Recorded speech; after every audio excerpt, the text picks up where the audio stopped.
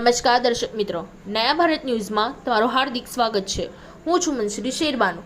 ડભોઈમાં જિલ્લા traffic police દ્વારા નિયમ ભંગ કરનારા 18 વાહનો ડિટેઇન કરાયા। નિયમોનું પાલન ન કરનારા વાહન ચાલકો પર જિલ્લા ટ્રાફિક પોલીસની લાલ આંખ। વારંવાર થતા અકસ્માતોને રોકવા માટે આજરોજ 18 જેટલા વાહનો ડિટેઇન કરાયા છે।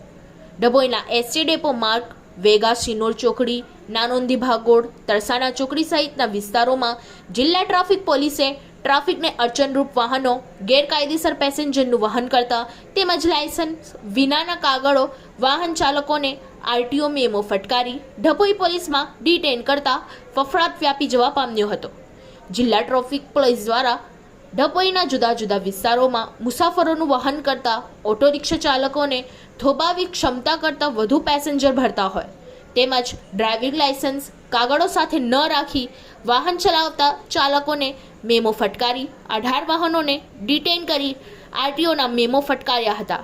જ્યારે ડભોઈમાં જિલ્લા ટ્રાફિક પોલીસની ઓચિંતી કામગીરીને લઈ ઓટો રિક્ષાના ચાલકોમાં ભરીને બેફામ ચાલતા હાઈવે ટ્રકોના ચાલકોમાં ફફડાટ વ્યાપી જતા નાસભાગ મચી ગઈ હતી, જેથી રસ્તા સૂના જઈ પામ્યા હતા, જેથી કરે કોઈ ભરે કોઈની સ્થિતિ સર્જાઈ હતી। અમુક ચાલકો ગમે ત્યાં પોતાના વાહનો પાર્ક કરી ટ્રાફિકને અડચણરૂપ થતા હોય તેઓ પણ રસ્તા પરથી વાહનો સાથે અદ્રશ્ય થઈ જવા પામ્યા હતા। જિલ્લા ટ્રાફિકની કામગીરીથી ભારદારી અને મોટા વાહનો બાકાત રહેતા આશ્ચર્ય થવા પામ્યું હતું।